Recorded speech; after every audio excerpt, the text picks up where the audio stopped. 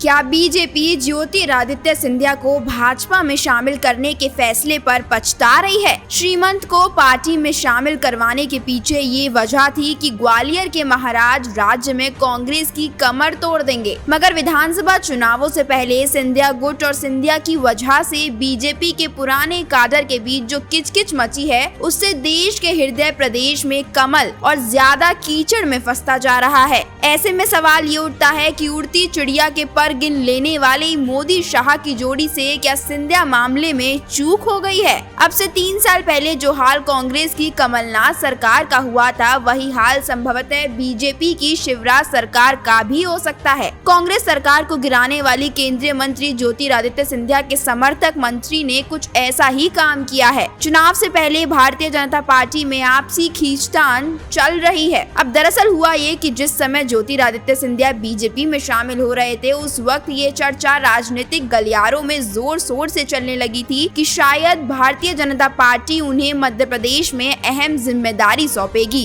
कयास लगाए जाने लगे कि प्रदेश में नेतृत्व भी बदला जा सकता है। काफी लंबी चली अटकलों के बाद सिंधिया को केंद्रीय मंत्रिमंडल में जगह दी गई, जबकि उनके साथ भाजपा में शामिल हुए विधायकों में से कुछ को शिवराज सिंह चौहान के मंत्रिमंडल में शामिल किया गया, जबकि कुछ और निगमों और मंडलों में जगह दी गई। ये तो थी विधायकों की बात। सिंधिया के साथ बीजेपी में शामिल होने वाले उनके करीबी नेता भी अपनी महत्वाकांक्षाओं के साथ नए संगठनों में शामिल हुए थे। समय के साथ इस खेमे में असंतोष पनपने लगा और विधानसभा चुनाव के करीब आते आते जिन नेताओं को कुछ नहीं मिला, उनमें एक तरह की छटपटाहट देखी जाने लगी। इसका एक उदाहरण है वैजनाथ सिंह यादव, जो बीजेपी की प्रदेश कार्यकारिणी के सदस्य थे, मगर अचानक उन्होंने कांग्रेस में घर वापसी की घोषणा की और सिंधिया खेमे के कई दूसरे नेताओं के साथ वो मध्य प्रदेश कांग्रेस के अध्यक्ष कमलनाथ से मिले और कांग्रेस की सदस्यता ले ली।